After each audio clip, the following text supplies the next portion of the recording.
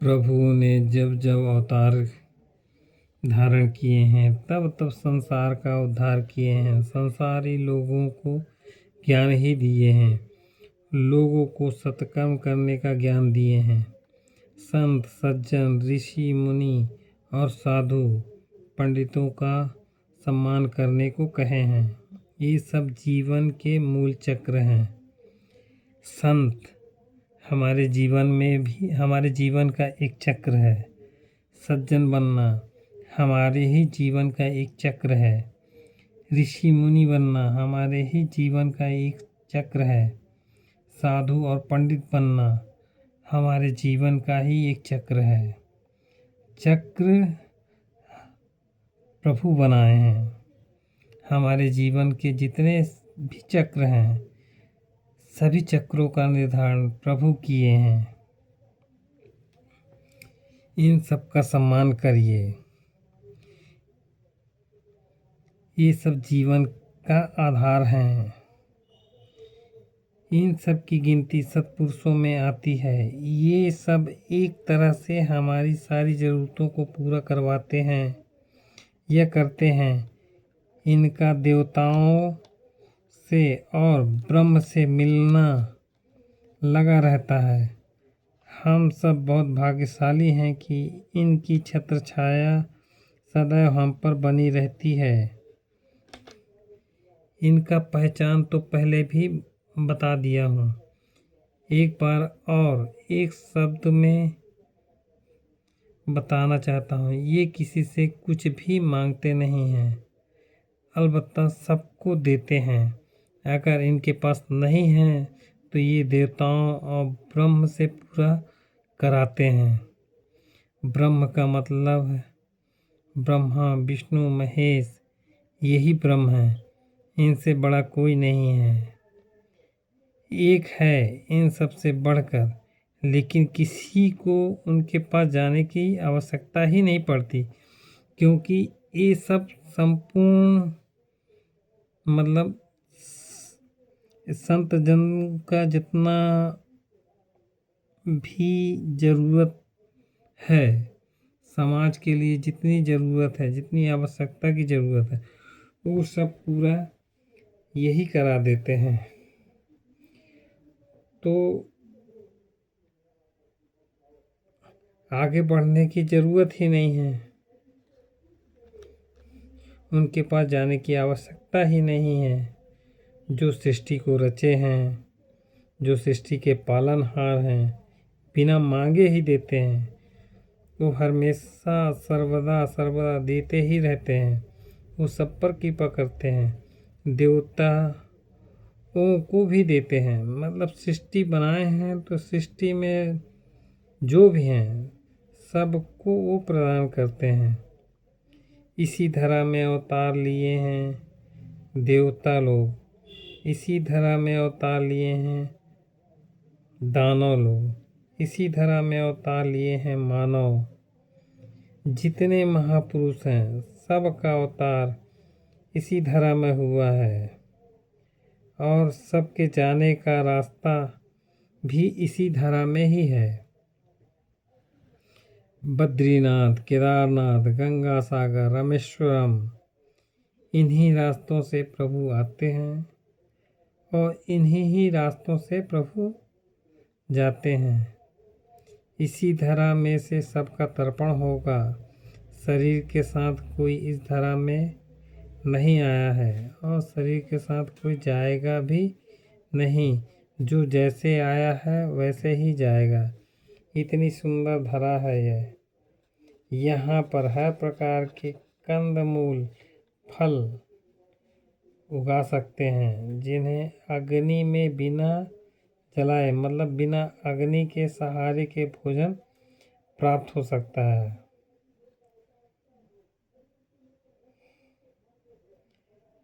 तभी भगवान और देवी देवताओं का यहाँ पर अवतार होता था, पर अब सब नष्ट हो गया है। पश्चिम सभ्यता अपना रहे हैं तो व्यवहार और बीमारी पश्चिम की ही होगी। आज भगवान को भोग भी लगाते हैं, तो पहले अग्नि को भोग लगाएंगे, तब भगवान को भोग लगेगा। मतलब भगवान को अग्नि देवता का जूठा भोग देंगे तो भगवान कहाँ से भोग लगाएंगे। सभी चाल चलन तो पश्चिम के अपना रहे हैं और कुछ बिगड़ता है तो दोष अपने भगवान को देते हैं।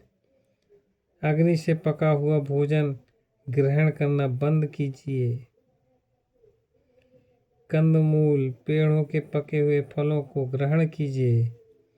धरती माता जो पका के देती है वही आहार ग्रहण कीजिए, वही भगवान को भोग अर्पण कीजिए। पश्चिम की सभ्यता अपनाना न अपनाना आपकी मर्जी है। बीमार होंगे तो उपचार पश्चिम की सभ्यता में ही होगा। मर्जी आपकी है।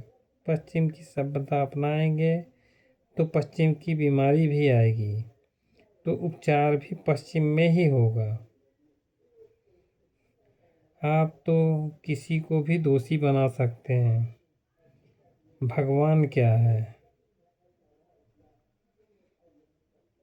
आप अपनाएंगे पश्चिम सभ्यता को, भगवान बोलते हैं कंदमूल फल खाइए। धरती माता जो प्रदान करती है उसको ग्रहण कीजिए। भगवान का भोग भी उन्हीं माध्यमों से लगाइए। अग्नि से पका के मत खाइए। अग्नि से पकाए मतलब आप पश्चिम सभ्यता को अपना रहे हैं। तो इच्छा मर्जी आपकी है। प्रार्थना यही है कि भगवान को जब भी भोग लगाए जाएं तो बिना अग्नि के सहारे के भगवान को भोग लगाया जाए।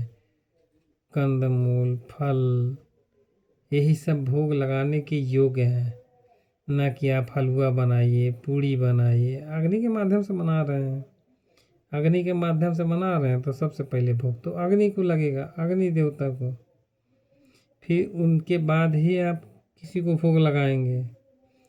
तो जाहिर सी बात है कि वो भोग या फल मतलब जो भगवान को भोग लगा रहे हैं वो तो अग्नि देवता के माध्यम से तो जूठा हो गया। सबसे पहले तो आप अग्नि देव को ही आहार प्रदान कर रहे हैं। तो धरती माता से जो उत्पन्न हुआ है, जो भी आहार, कंद है, मूल, फल, इन सब को सीधे आप भगवान को अर्पण कीजिए। अग्नि से पका हुआ भोजन से बचिए।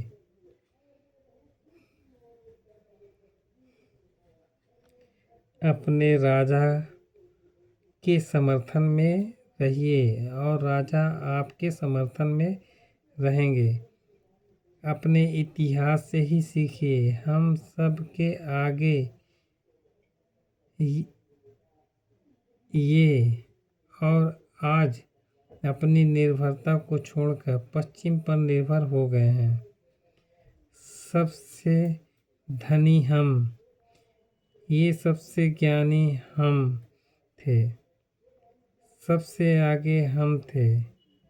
हमने उनके चाल चलन को अपनाकर उन पर निर्भर हो गए हैं और उनकी दुनिया में हम सब से पीछे हैं। पश्चिम सभ्यता के हिसाब से उनको अपनाए हैं, फिर भी हम उनसे पीछे हैं क्योंकि सब कुछ तो वो उत्पन्न कर रहे हैं, तो हम उनके ऊपर निर्भर हो गए हैं, तो उनसे जो बचेगा वही हमको मिलेगा।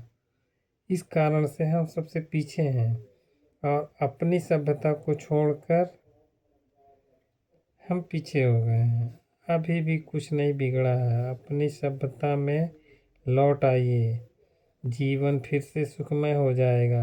आनंद ही आनंद में जीवन व्यापेगा। लोगों की ज़रूरत ही क्या है? शिक्षा है, स्वास्थ्य है, कपड़ा है, मकान है, रोटी है, रोजी है। इतना ही है, इतना ही ज़रूरी है और यही नहीं मिल पा रहा है। ये तो मुख्य ज़रूरतें हैं। जंगल काटे जा रहे हैं, इससे हवा और पानी दोनों प्रदूषित होता है। फैक्ट्री लगा रहे हैं, इससे भी हवा और पानी दोनों दूषित होता है। हवा पानी प्रदूषित होगा तो आहार प्रदूषित होगा। आहार प्रदूषित होगा तो तन और मन कहाँ से शुद्ध होंगे। तन और मन शुद्ध नहीं होंगे तो समाज में व्याधियाँ फैलेगी। व्याधियाँ फैलेंगी तो सर्वनाश होगा। आपका पश्चिम वाले स्वस्थ हैं, पश्चिम वाले अपनी सभ्यता को अपना रहे हैं तो मतलब उसे मुसीबत में फंस रहे हैं, तो मुसीबत से निकलने का रास्ता भी वो लोग रख रहे हैं। लेकिन आपको तो नहीं बता रहे हैं। आप कैसे बचिएगा? आप तो पीछे ही होते जाएंगे। वो अपनी मूल प्रति किसी भी चीज की मूल प्रति हमें नहीं दे रहे हैं, पर हमारी मूल प्रति हम उन्हें उनके राष्ट्र में पहुंचा कर दे रहे हैं और उनकी गंदगी को वो हमारे तक पहुंचा रहे हैं। पश्चिम का जितना भी डस्ट है, जितना भी गंदगी है, सब हमारे यहाँ आके डंप हो रहा है। हम उनकी गंदगी भी अपना रहे हैं। मतलब हर एक चीज़ में हम उनसे पीछे ही है ना। मतलब हम जो कुछ भी अपना रहे हैं पश्चिम सभ्यता का, मतलब उनकी गंदगी को अपना रहे हैं। अपना तो छोड़ ही दिए हैं, हम अपनी ओरिजिनलिटी उनको दे रहे हैं। अपने हमारा जो मूल प्रति है हम उनको दे रहे हैं, तो वो अच्छा करेंगे। हम अपनी गंदगी तो दे नहीं रहे हैं और वो अपनी मूल प्रति हमको दे नहीं रहे हैं, अपनी गंदगी ही लौटा रहे हैं, तो उससे हम तो बीमार पड़ेंगे ही ना। और वो कूड़ा के बदले हमारे यहाँ से अमृत ही ले रहे हैं। उनके यहाँ की गंदगी हमारे यहाँ अपनाई जा रही है और हम कूड़े के बदले अमृत दे रहे हैं। हमारी जनता जनार्दन जनसंख्या को कल भी कीड़े मकोड़े कहते थे और आज भी कहते हैं। कोई भी सम्मान हम लोगों को नहीं दिया जाता, और अगर सम्मान दिया जाता तो उनकी अपेक्षा हमारा एक एक नागरिक उनके राष्ट्रपति से कम नहीं होता, ठीक उल्टा होता। उनके यहाँ से कोई भी आता है तो यहाँ पर सम्मान मिलता है। हमारे यहाँ के लोग वहाँ जाते हैं तो वहीं के रह जाते हैं, जबकि उनकी क्षमता सिर्फ कामगार की होती है।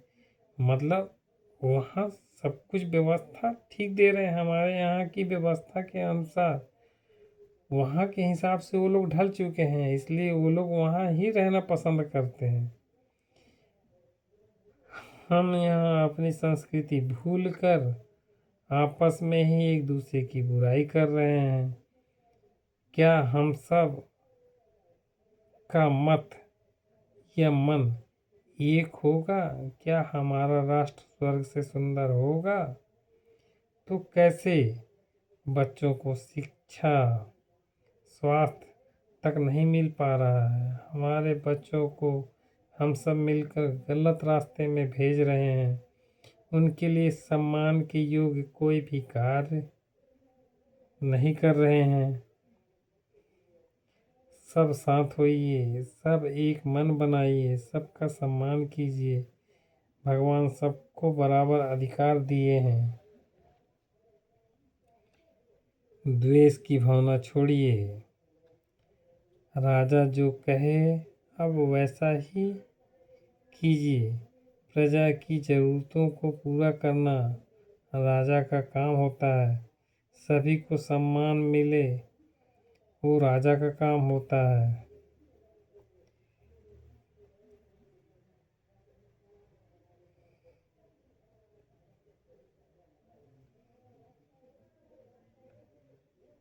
भगवान भी तो प्रजा के सम्मान के लिए अपने को कई बार कष्ट दिए हैं, धरती पर अवतार लिए हैं, सनकादि कुमारों के रूप में अपने आराम को छोड़कर आए हैं।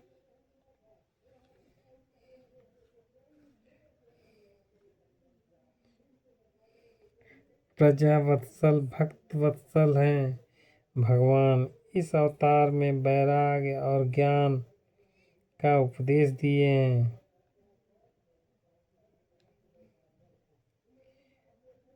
वराह अवतार में आगे पीछे हो सकते हैं, मतलब जितने भी अवतारों का विवरण किया जा रहा है, अवतारों में आगे पीछे हो सकता है, पर ज्ञान की बातों पर ध्यान दीजिए। इस अवतार में प्रभु सर्वदा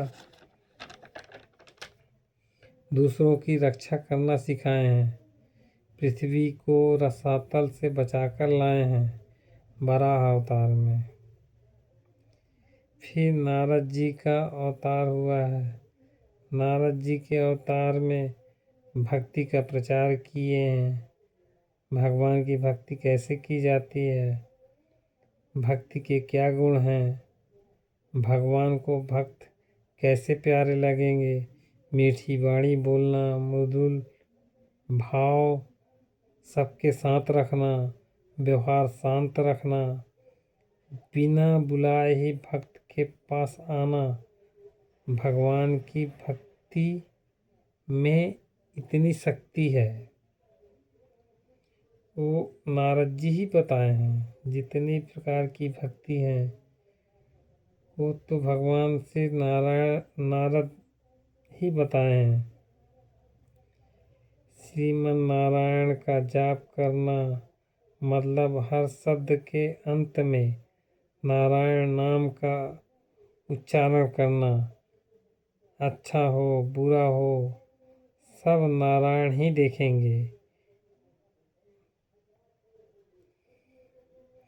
नर नारायण का अवतार जिसमें भगवान ने बताया है कि तपस्या कैसे की जाती है, भगवान के तपस्या में कितनी शक्ति है। फिर कपिल जी के अवतार में आए, प्रभु सबको ज्ञान दिए। नर नारी पशु पक्षी देवता नर नारायण ब्रह्म और किसी को भी पहचानने की शक्ति मिली।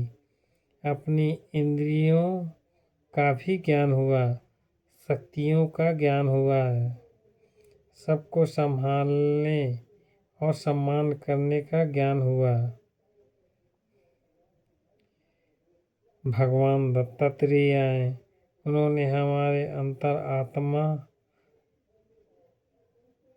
को ज्ञान दिया, प्रचार किया, आत्मा के बारे में बताया। और यज्ञ जी का अवतार हुआ, धर्म की रक्षा के लिए ऋषभ देव जी का अवतार हुआ, उन्होंने आदर्श जीवन कैसे जिया जाता है उसके बारे में ज्ञान दिया है। फिर राजा पृथु के रूप में अवतार हुआ, उस अवतार में राजा पृथु जी ने कैसे प्रजा पालन किया है और सिखाया है, और खेती बाड़ी कंदमूल फलों के बारे में बताया है। फिर मत्स्य अवतार में प्रलय से जीवों और वेदों की रक्षा की है।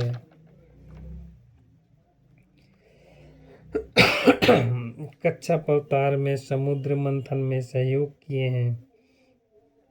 जीवन यापन के लिए समुद्र मंथन में भी जरूरी प्रक्रिया थी। हर एक जीव एक समुद्र है, उनके बारे में जानिए, आपके ज्ञान का विस्तार होगा, जीवन में प्रसिद्धि मिलेगी।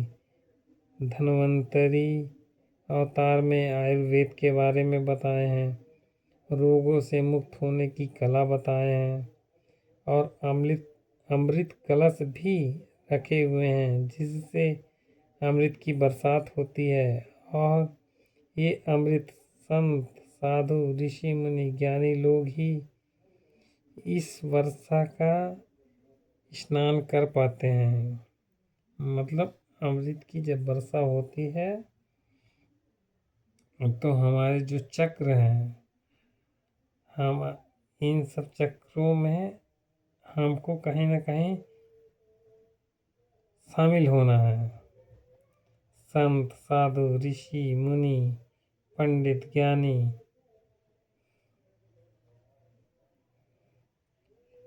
तभी हम इस अमृत की बरसात में स्नान कर पाएंगे। किसी के कहने से ये उपाधि नहीं मिलती है।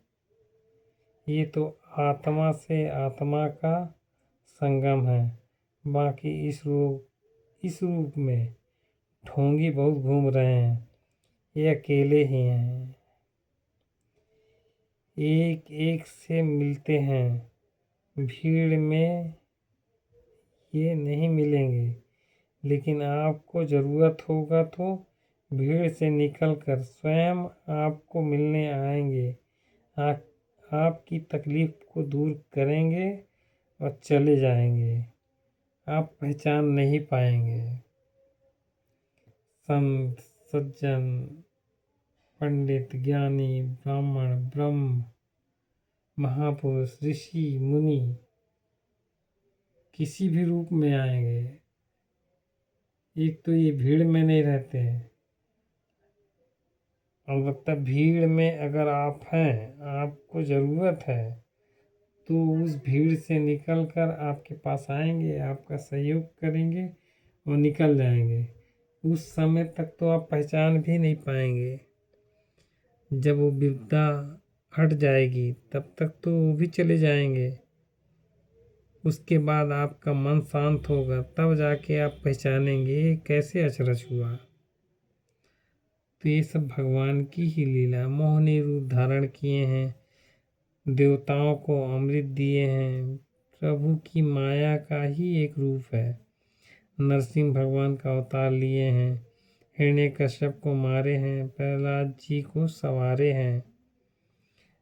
वामन अवतार में राजा बलि के घमंड का नाश किए हैं। परशुराम जी के रूप में अवतार लिए, इस अवतार में अधर्मी क्षत्रियों का नाश किए हैं, जो क्षत्रिय धर्म को भूले हैं।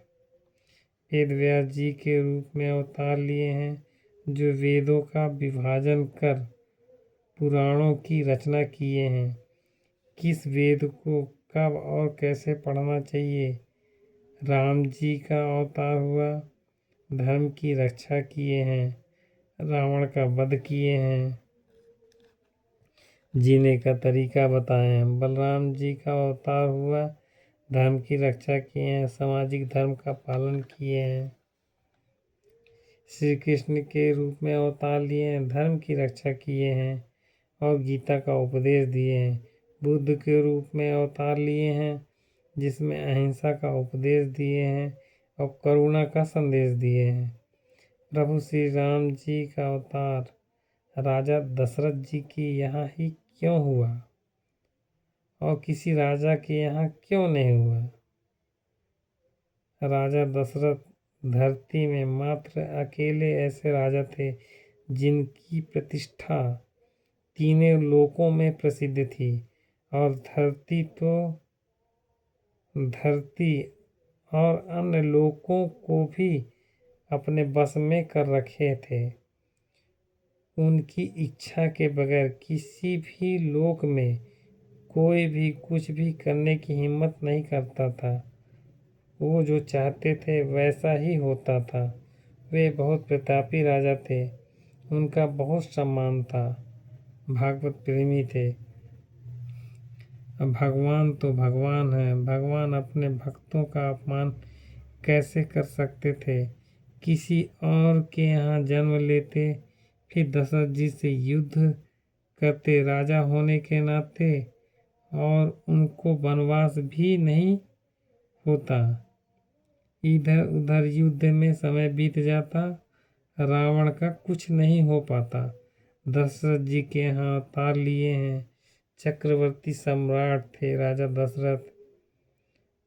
उनसे कोई भी युद्ध की तो ठान ही नहीं सकता था।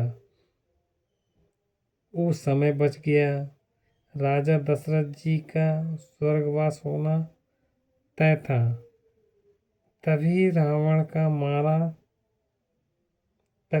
मारा जाता, अन्यथा रावण को मार पाना संभव नहीं था। रावण को बचाने के लिए जिसका जिसका हाथ था उन सबको धरती छोड़कर स्वर्ग जाना ही था। राजा दशरथ शरीर के 10 इंद्रियों के मालिक थे, जिन्हें वो तीनों लोकों में कंट्रोल करके रखे थे। राजा दशरथ जी के गुजरने के बाद धरती से इंद्रियों का कंट्रोल करने का पावर खत्म हो गया और धरतीवासियों की इंद्रियां आउट ऑफ कंट्रोल हो गई थी, मतलब उनके कंट्रोल में नहीं रह गई। वो अटर सटर काम करने लगे, बुराई भी करने लगे, अच्छाई भी करने लगे। मतलब सोच समझ नहीं था कि अच्छा कर रहे हैं बुरा कर रहे हैं, किसी भी चीज़ का बस नहीं था। जिनकी प्रवृत्ति बुरी थी वो बुरे काम करने लगे, जिनकी प्रवृत्ति अच्छी थी वो अच्छे काम करने लग गए। अत्याचार और बहुत ज़्यादा बढ़ गया। प्रभु को धर्म युद्ध का मौका मिला।